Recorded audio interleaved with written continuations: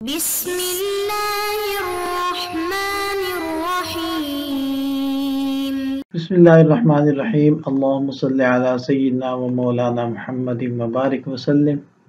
बाब सानी है अलबाबुस्सानी फिल वाक़िआति वल क़ससी व फ़ीही अर्बऊना क़िस्सतन। बाब सानी दूसरा बाब वाक़िआत में और क़िस्सों में, और इसमें 40 क़िस्से हैं। वअन उमर इब्न अल-ख़त्ताब रज़ियल्लाहु अन्हु क़ाल बैनमा नहनु इंद रसूलिल्लाहि सल्लल्लाहु अलैहि वसल्लम ज़ात यौमिन। हज़रत उमर बिन ख़त्ताब रज़ियल्लाहु अन्हु से रिवायत है, वो इरशाद फरमाते हैं कि एक मरतबा हम नबी पाक सल्लल्लाहु अलैहि वसल्लम के पास थे। इस्तला अलैना रजुलन, कि अचानक से हमारे पास एक साहिब नमूदार हुए, तशरीफ़ लाए। उनकी कैफियत क्या थी? शदीद बयाज़ सियाब, साफ सुथरे कपड़े, मतलब जो उन्होंने कपड़े पहने हुए थे वो साफ सुथरे थे और उनकी सफ़ेदी बहुत ज़्यादा थी, यानी खूब सफ़ेद कपड़े थे। शदीद सवाद शार, और इंतहाई स्याह बाल थे। ला युरा अलैहि असर सफ़र, उनके ऊपर सफ़र के आसार भी दिखाई नहीं दे रहे थे कि हम ये कह सकें कि बाहर से सफ़र करके तशरीफ़ लाए हैं। वला यारिफुहु मिन्ना अहदुन, हम में से कोई भी उनको पहचानता भी नहीं था कि ये कह सकें कि ये इस शहर के हैं, क्योंकि उस ज़माने में शहर कोई बहुत बड़े हुए फैले हुए नहीं होते थे, छोटे छोटे से शहर थे और मखसूस तादाद थी, एक दूसरे को लोग जानते थे। तो ना तो ये उस इलाके के थे और ना बाहर से आए हुए लग रहे थे, क्योंकि सफ़र के आसार नहीं थे। उस ज़माने में ऐसी गाड़ियाँ तो थी नहीं, घोड़ों पर, गधों पर, खच्चरों पर या पैदल सफ़र होता था। तो धूल मिट्टी वो चेहरे पर पड़ी होती थी, कपड़ों पर मौजूद होती थी, तो थकावट और धूल मिट्टी और पसीना, इसके असरात से पता चल जाता था कि ये साहिब दूर का सफ़र करके आए हैं। तो ना उनके ऊपर सफ़र के आसार हैं कि हम कहें कि बाहर से आए हैं, और ना उनको कोई पहचानता है कि हम कहें कि ये यहीं के रहने वाले। धुले और नहाए धोए साफ सुथरे कपड़ों वाले वो तशरीफ़ ले आए। हत्ता जलसा इलन नबी सल्लल्लाहु अलैहि वसल्लम, यहाँ तक कि वो नबी पाक सल्लल्लाहु अलैहि वसल्लम के करीब आकर बैठ गए, यानी सामने आकर बैठ गए। फ़अस्नदा रुकबतैहि इला रुकबतैहि, उन्होंने अपने घुटने नबी पाक सल्लल्लाहु अलैहि वसल्लम के घुटनों के साथ मिला लिए, अत्तहियात में आकर बैठे। व वज़ा कफ़ैहि अला फ़ख़िज़ैहि, और अपनी हथेलियां अपनी रानों पर रख ली। एक तो मतलब ये है कि इस ज़मीर का मर्जे भी वही साहिब हों जो तशरीफ़ लाए, तो मतलब यही बनेगा जो अर्ज़ किया कि उन्होंने अपनी हथेलियां अपनी रानों पर रख ली। तो एक तर्जमा इसका यह है कि इस ज़मीर का मर्जे नबी पाक सल्लल्लाहु अलैहि वसल्लम हो, तो फिर तर्जमा होगा कि उन्होंने अपनी हथेलियां आप सल्लल्लाहु अलैहि वसल्लम की रानों पर रख दी। अच्छा, मुहद्दिसीन फरमाते हैं कि दोनों तर्जमे बैक वक्त भी ठीक हो सकते हैं। वैसे कि जब इब्तिदा में वो बैठे थे तो उन्होंने अपने हाथों को अपनी रानों पर रखा हुआ था, फिर थोड़ी देर गुजरने के बाद उन्होंने अपनी हथेलियों को आप सल्लल्लाहु अलैहि वसल्लम के रानों पर रख दिया होगा। तो इस तरीके से दोनों माना ठीक हो जाते हैं। वक़ाल या मोहम्मद, और उन्होंने कहा कि ए मोहम्मद सल्लल्लाहु अलैहि वसल्लम, अख़बिरनी अनिल इस्लाम, मुझे इस्लाम के बारे में बतलाइए कि इस्लाम क्या है। क़ाल, आप सल्लल्लाहु अलैहि वसल्लम ने इरशाद फरमाया, अल इस्लाम, इस्लाम अन तशहदा, ये है कि तू गवाही दे, अल्ला इलाहा इल्लल्लाह, इस बात की कि अल्लाह के अलावा कोई इलाह नहीं, व अन्ना मुहम्मदर रसूलुल्लाह, और गवाही दे इस चीज़ की कि हज़रत मोहम्मद सल्लल्लाहु अलैहि वसल्लम अल्लाह के रसूल हैं। व तुकीम अस्सलाता, और तू नमाज को कायम करे, व तुअती ज़काता, और तू ज़कात को अदा करे। व तसूम रमज़ाना, और तू रमज़ान के रोज़े रखे, व तहुज्जल बैता, और तू बैतुल्लाह का हज करे, इन इस्तताअत इलैहि सबीला, अगर तू उसकी तरफ राह चलने की ताकत रखता है। क़ाल, तो उन आने वाले मेहमान ने कहा, सदक़ता, आपने सच कहा।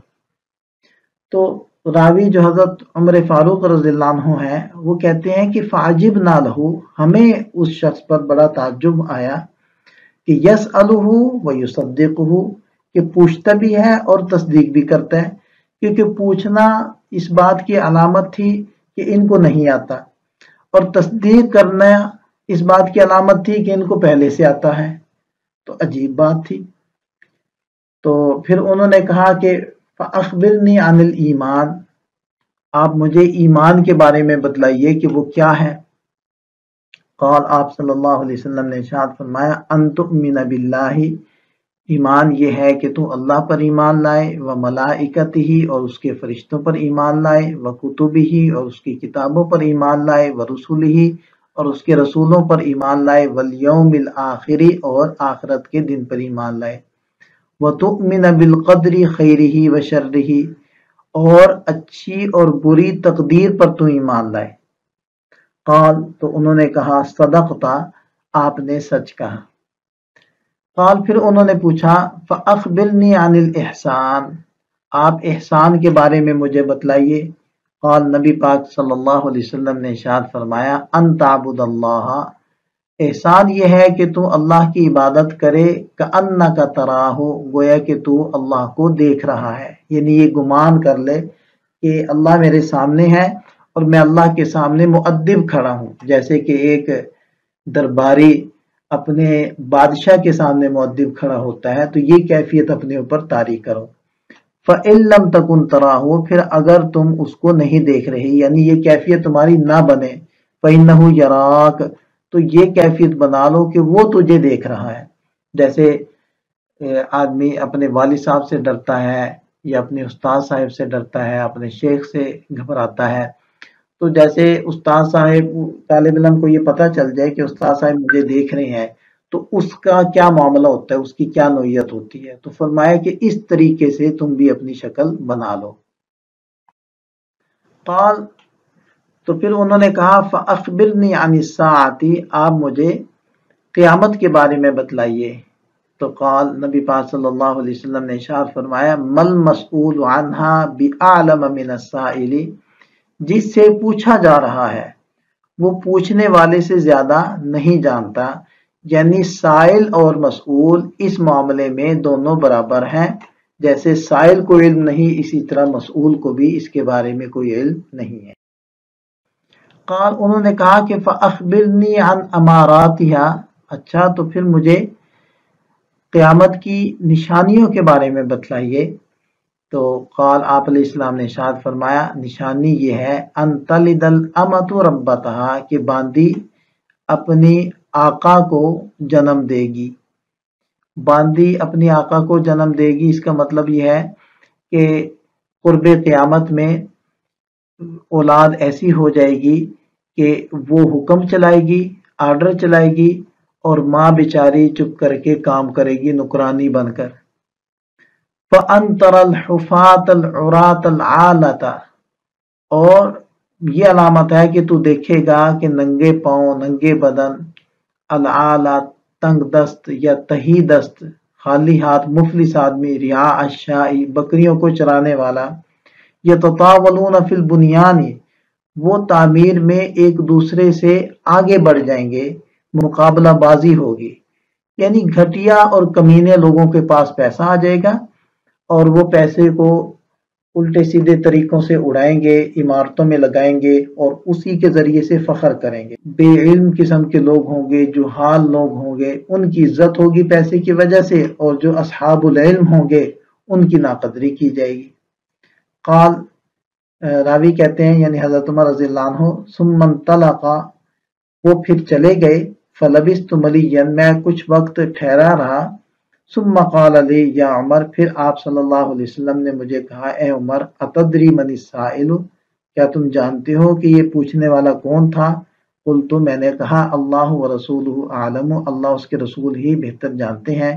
قال آپ علیہ السلام نے فرمایا فإنہ جبریل، یہ جبریل علیہ السلام تھے، اتاکم یعلمکم دینکم، آئے تھے تمہیں تمہارا دین سکھانے کے لیے۔ جو ضروری وضاحتیں تھی وہ تو ساتھ ساتھ ہو گئی۔